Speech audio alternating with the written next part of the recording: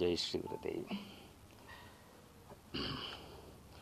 ಮಾತೃ ಸಮಾನರು, ದೈವ ಸಮಾನರು, ಮಾಜಿ ಪ್ರಧಾನಮಂತ್ರಿಗಳ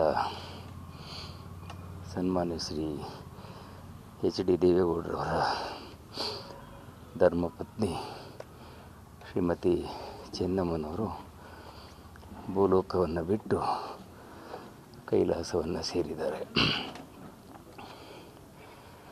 ಮಾತೃಶ್ರೀಯವರು ಸರಳತೆ, ಸಜ್ಜನಿಕೆ ಹಾಗೂ ಅವರ ಒಂದು ವಿಶಾಲ ಹೃದಯ ಶ್ರೀಮಂತಿಗೆ ಅತ್ಯಂತ ಅಮೂಲ್ಯವಾದದ್ದು.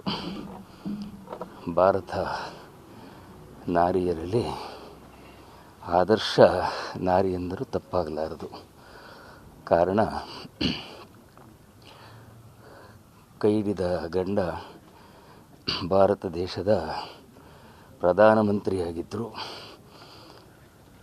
ತಾನು ಜನ್ಮ ಕೊಟ್ಟಿರ್ತಕ್ಕಂತಹ ಮಕ್ಕಳು ಮುಖ್ಯಮಂತ್ರಿಗಳಾಗಿ, ಮಂತ್ರಿಗಳಾಗಿ ಪ್ರಕಾಶಿಸುತ್ತಿದ್ದರೂ ಕೂಡ ಯಾವುದಕ್ಕೂ ಕಿವಿಗೊಡದೆ, ಹಮ್ಮು ಬಿಮ್ಮುಗಳಿಲ್ಲದೆ,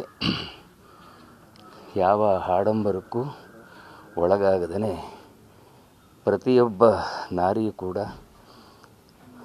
ಅವರನ್ನು ಆದರ್ಶವಾಗಿ ಇಟ್ಕೊಳ್ತಕ್ಕಂಥ ರೀತಿಯಲ್ಲಿ ಮಾತೃ ಸ್ವರೂಪರಾಗಿರ್ತಕ್ಕಂಥ ಶ್ರೀಮತಿ ಚೆನ್ನಮ್ಮನವರು ಬಾಳಿ ಬದುಕಿ ಜಗತ್ತಿಗೆ ತೋರಿಸಿದರೆ ಅವರ ಆದರ್ಶ ಗುಣ, ಕರ್ಮ, ಸ್ವಭಾವಗಳು ಎಲ್ಲರಿಗೂ ವೇದ್ಯ. ಈ ಒಂದು ಅವರು ಪೂರ್ಣ ಆಯುಷ್ಯವಂತರಾಗಿ ಶರೀರವನ್ನು ಬಿಟ್ಟು ಭಗವಂತನ ಪಾದವನ್ನು ಸೇರಿದರೆ ಎಲ್ಲಕ್ಕಿಂತಲೂ ಬಹಳ ಅದ್ಭುತವಾದಂತಹ ಶಕ್ತಿ ಅಂದರೆ ಭಕ್ತಿಯೇ ಮುಕ್ತಿಗೆ ಸಾಧನ ಅಂದ ಹಾಗೆ ಅವರಿದ್ದಂಥ ಅಪಾರವಾದ ದೈವ ಭಕ್ತಿ, ಸರಳತೆ ಅತ್ಯಂತ ಅಮೂಲ್ಯವಾದದ್ದು. ಮನುಷ್ಯನಿಗೆ ಎಷ್ಟೇ ಸಿರಿ ಸಂಪತ್ತು, ಅಧಿಕಾರ, ಅಂತಸ್ತಿದ್ದರೂ ಕೂಡ ಎಲ್ಲವನ್ನು ಒಂದು ದಿವಸ ಬಿಟ್ಟು ಹೋಗ್ತೀವಿ. ಆದರೆ ನಮ್ಮ ಜೊತೆಯಲ್ಲಿ ಉಳ್ಕೊಳ್ಳೋದು ಒಂದೇ, ಅದು ಭಗವಂತನ ನಾಮಸ್ಮರಣೆ, ಭಕ್ತಿ ಎಂಬುದನ್ನೇ ತಮ್ಮ ಅಂತರಂಗದಲ್ಲಿಟ್ಕೊಂಡು ನಿತ್ಯ ಅವರ ಪೂಜಾ ಕೈಂಕರ್ಯಗಳು, ಅವರ ಅದ್ಭುತವಾದಂತಹ ಒಂದು ಚಿಂತನ ಇವತ್ತು ಎಲ್ರಿಗೂ ಕೂಡ ಆದರ್ಶವಾಗಿರ್ತದೆ. ಅವರ ಆತ್ಮಕ್ಕೆ ಭಗವಂತ ಶಾಂತಿಯನ್ನು ಕೊಡಲಿ.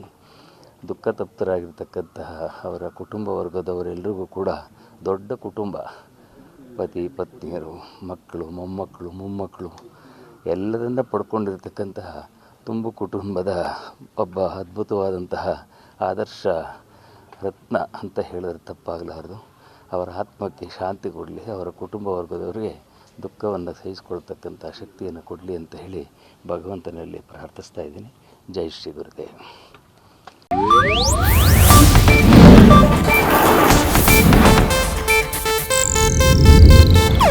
ಇದು ಏಷ್ಯಾನೆಟ್ ನ್ಯೂಸ್ ನೆಟ್ವರ್ಕ್ ಪ್ರಸ್ತುತಿ.